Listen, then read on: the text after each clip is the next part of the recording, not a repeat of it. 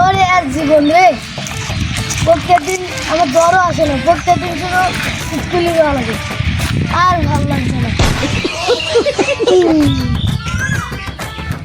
মামা কি বলো? আমার তো আর ভালো লাগছে না, কেন? আর কোনোদিনই জ্বর আসে না। এবার তা বুদ্ধি দাও। আইডিয়া, আমাদের গ্রামে একটা সাধু বাবা আছে, চলো ওর কাছে যাইতে।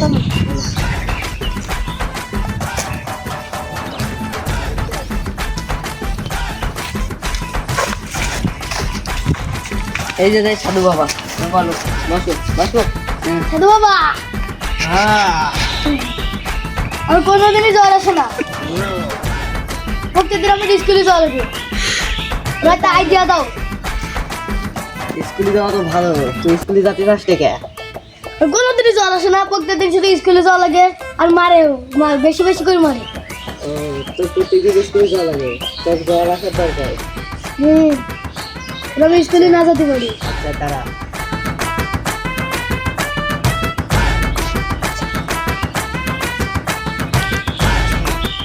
যা, আজকে যে ঘুমবি কালকে তো জ্বর আসবে। বাবা, তাহলে আমি যাই, তোমার দেখি কিরম কাজ করে তোমার নিচে। মামা তুমি যাও, তাহলে আমি একটু ঘুমোই। আজকাল আজকে ঘুম পাড়ো, তাহলে আমি যাই। আচ্ছা যাই।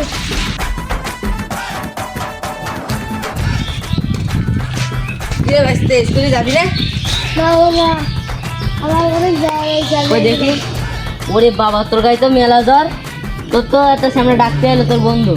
আরে ওঠ, সাধু বাবার কাছে যাচ্ছে হবে আবার, তোর জ্বর সারতে না 1 সপ্তাহ হয়ে গেল। চল চল।